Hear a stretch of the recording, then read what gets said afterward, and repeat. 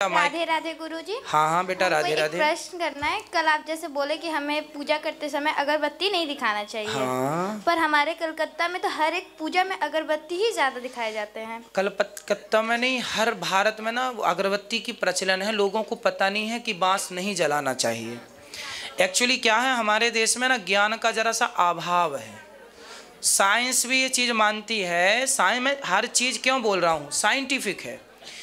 बांस को जलाने से साइंस ये मानता है कि अन्य लकड़ियों में कोई प्रदूषण नहीं होता, पर बांस के जलने से जहरीली गैसें प्रकट होती हैं और वो बहुत हानिकारक होती हैं। तो साइंटिफिक तो ये हुआ कि नहीं जलाना चाहिए, पर हमारे हिंदू धर्म में बांस की पूजा करते हैं, बांस को वंश मानते हैं, तो उसकी पूजा करते हैं, उसको नहीं जलाते। धूप, हमारे यहाँ वेद पुराणों में अगरबत्ती का नहीं है, हमारे यहाँ मंत्र है धूप का। धूपम समर्पयामि दीपम समर्पयामि।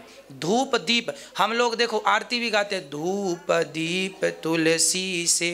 सत्यनारायण भगवान की कथा में धूप दीप तुलसी से राजी सत्य देवा, है ना। ये ओम जय लक्ष्मी रमणा, ये हम लोग आरती जब गाते हैं सत्यनारायण भगवान की, उसमें धूप दीप तुलसी से।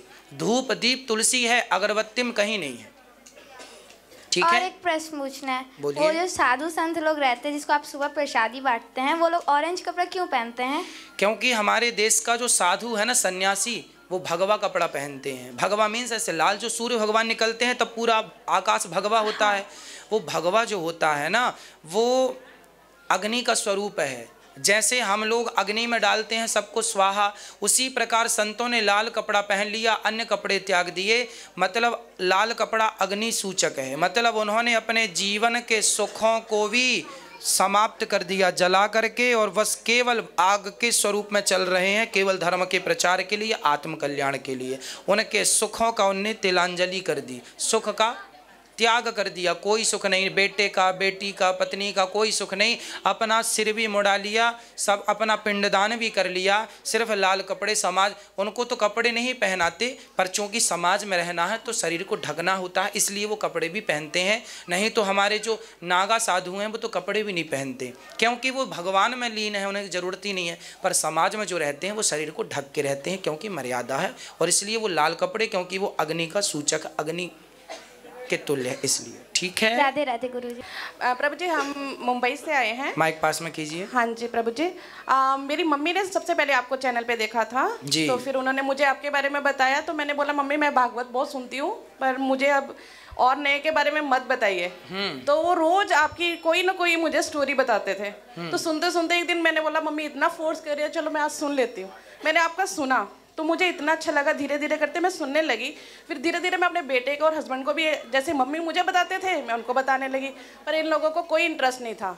फिर क्या हुआ कि मेरे डैडी को गए 8 साल हो गए हैं, तो वो मेरे सपने में आते थे, तो सब मुझे बोलते थे कि तुम कुछ नहीं कर सकती, लड़की हो, जो भी है कुछ करेगा तेरा ब्रदर कर सकता है, तुम नहीं कर सकती। बट आपने कथा में ये बताया कि लड़की और लड़के में कोई भेद नहीं है, लड़की तो 2 परिवारों को तार सकती है। जी जी। तो उस वजह से मैंने सोचा कि मैंने भागवत वृंदावन में आके करवानी है। और मैंने यहाँ पे बात की तो पता चला कि मुझे यहाँ पे आना पड़ेगा भागवत के लिए। तो फिर मैंने इन लोगों से बात की तो इन्होंने मना कर दिया। फिर आपका सुना कि पोथी पाठ के बारे में, उसके बारे में तो मुझे पता भी नहीं था कि वो क्या होता है। फिर आपके ही इधर लोगों से बात करके पता चला, और आपने कथा में भी बताया कि उसकी क्या वैल्यू है। तो मैंने डैडी के नाम से वो मैंने अगस्त में करवाई थी, और उसके बाद मेरे डैडी कभी भी सपने में नहीं आए। जैसे उनको आपने बोला था शायद उनकी गति रुकी हुई है, क्योंकि उनका मेरे साथ बहुत ज़्यादा प्यार था। बिल्कुल, जब भी किसी का स्वप्न में बार बार आना हो, मतलब वो उनकी सदगति नहीं हुई, और वो आपसे चाहते हैं कि आप उनके नाम का कोई पुण्य कार्य करिए तो उनकी सदगति हो। पर जब से भागवत आपने सुनी उसके बाद स्वप्न में नहीं आए, मतलब उनकी सदगति हो गई। यही इसका प्रमाण है। भागवत जी सबको मुक्त करती हैं जो जिस भाव से सुने। और प्रभु जी आगे का ये हुआ कि जो मेरा बेटा है, वो जैसे आप बताते हो कि रात के 3 बजे सोना और सुबह 11 बजे उठना, बच्चों का जो आजकल अपनी हाँ। तो वो ऐसे ही था मेरा बेटा, और पबजी खेलना सब कुछ चलता था। अच्छा। तो हम लोग बहुत इसको मना करते थे, तो यहाँ तक भी आई कि हाथापाई तक बात आ गई हमारी आपस में बच्चों के साथ। बट फिर भी इसको हमने फिर छोड़ दिया कि जैसा इसको ठीक लगता है, कुछ कर नहीं पा रहे थे हम इसके लिए। तो फिर उसके बाद जब इसने आपकी कथा सुननी शुरू की, थोड़ा थोड़ा करके, कभी 10 मिनट, कभी 15 मिनट, और ऐसा एक टाइम आया, अभी इसने कैट में ज्वाइन किया, नहीं तो ये एक तरह से फ्री ही था। और उसके बाद अब इसकी क्लास चलती है 4:30 पे, 4:29 भी नहीं, 4:30 तक जब क्लास स्टार्ट नहीं होती तब तक आपका कंटिन्यू ये प्रोग्राम देखता है। और यही बच्चा आपका सुन के कि पेरेंट्स को जीते जी तीर्थ यात्रा की सैर करानी चाहिए, यात्रा करवानी चाहिए, और ये बच्चा आज आपकी कथा की वजह से हम लोगों को वृंदावन लेकर आया है। वाह, ये बेटा है ना आपका? जी जी। आप भी कुछ कहेंगे भैया जी? खड़े हो जाइए। आप पहले कथा नहीं सुनते थे? नहीं जी। पबजी खेलते थे तो आपको कथा सुनने में अब अच्छा लगने लगा? हाँ जी, हाँ जी। तो आपके जीवन में बदलाव हुआ कथा से? बहुत बहुत बदलाव हुआ है। क्या बदलाव हुआ? मैं जहाँ पे रहता हूँ, मतलब जिस एरिया में रहता हूँ, वहाँ पे मतलब भागवत दरवाजे बंद करके सुनना पड़ता है। क्यों? तो लोग बोलते हैं कि ये बच्चा बैकवर्ड है। अरे, तो ऐसी मानसिकता है वहाँ की? ऐसी मानसिकता है वहाँ पे। अगर आज मैं अभी मम्मी को बोल भी रहा था कि मेरी वीडियो मत दिलवाओ, मेरे दोस्त ने देख लिया तो मेरे को बुलाएंगे नहीं। क्यों? उन दोस्तों को समझाओ कि बेटा हम सही कार्य तो कर रहे हैं, बिहारी जी के दर्शन करना, कथा सुनना, एक सही लाइन पकड़ के आगे बढ़ना, इसमें क्या बुराई है? और यदि ये बात किसी को बुरी लगे तो ऐसे लोगों की परवाह भी नहीं करनी चाहिए। हाथी चला बाजार, कुत्ते लगे हजार, फिर बोलने वाले बोलते रहें, बोलने दो। आप अपनी मस्ती से अपने लक्ष्य की ओर चलो और अपना नाम, अपने इज्जत और पैसा कमाओ, और सब कमाते हुए करते हुए धर्म से जुड़े रहो। ठीक है? खुश रहिए। कितनी उम्र है आपकी? मेरी 20 साल है। 20 साल की उम्र है इनकी, और ये बहुत पबजी और गेम में थे, लेकिन देखो कथा ने इनको भी मोटिवेट किया, परिवर्तित कर दिया, कहाँ से कहाँ लेकर आई। इन आपको कुछ कहना? खुश रहिए, आप सुखी रहिए, प्रसन्न रहिए। महाराज जी, मेरे को ये बोलना था, आप जिस तरह से साइंस से रिलेट करते हो कि जैसे गाय कार्बन डाइऑक्साइड लेती है और ऑक्सीजन छोड़ती है, और अपने जो द्वारिका ऑक्सीजन ही लेती है, ऑक्सीजन नहीं छोड़ती है गाय जी। अच्छा, सॉरी।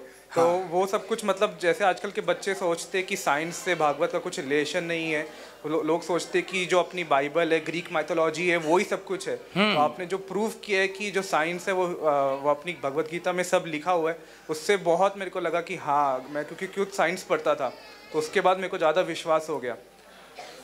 बिल्कुल बिल्कुल, हमारे सारे ग्रंथों में पूरा साइंस भरा पड़ा है। पृथ्वी से सूर्य की दूरी साइंस को अभी पता चली ना, कुछ वर्षों पहले। हमारे यहाँ हनुमान चालीसा में लिखा है, युग सहस्त्र योजन पर भानु। पृथ्वी से सूर्य की दूरी कितनी है, यदि इस चौपाई का अर्थ कर लेंगे तो पृथ्वी से सूर्य की दूरी निकल आएगी। ये साइंस को आज पता चला, हमारे तुलसीदास जी ने सैकड़ों साल पहले लिख दिया। तो अब उसको हम लोग ना पढ़ पाए, नहीं समझ पाए, वो हमारी गलती, हिंदुओं की। यदि हम पढ़ लिए होते तो आज हम सबसे बड़े रिसर्च करने वाले होते दुनिया में, हम लोग आगे होते साइंस के मामले में, जितना भी टेक्नोलॉजी उसके मामले में। लेकिन टेक्नोलॉजी, आपको पता है जर्मनी में हमारे वेद रखे हुए हैं और वेदों के आधार पर रिसर्च हो रही है। आपको मैंने साइंटिफिक बोला था ना कि अंतरिक्ष में ओम की ध्वनि गूंज रही है। हाँ जी। कितना बड़ा साइंस है ये वेद का पहला मंत्र है हमारा, ओम उच्चारण, और वो साइंस प्रूव कर रहा, मैं नहीं प्रूव कर रहा हूँ, क्रिश्चियन लोग प्रूव कर रहे हैं जिनकी बाइबल है, वो कह रहे हैं कि नहीं जी ओम निकल रहा है यहाँ से, साइंस कह रहा है। हाँ हाँ बोलिए। राधे राधे। राधे राधे। प्रभु जी, एक बात ये है कि मेरी आंखों का 3 ऑपरेशन हुए एक साथ जी। मुझे बिल्कुल दिखाई नहीं देता था।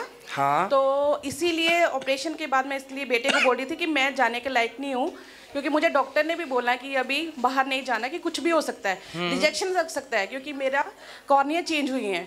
तो प्रभु की इतनी इच्छा, इतनी कृपा हुई, आपकी कथा की इतनी कृपा हुई कि आज मैं भगवान के दर्शन आराम से कर पा रही हूँ। वाह, देखिए भगवान सब अच्छा करते हैं। पता नहीं लोग क्यों दर दर की ठोकर खाते हुए भटक रहे थे, भगवान की शरण में आए, सब ठीक होने लग गया। सुंदर, खुश। राधे राधे।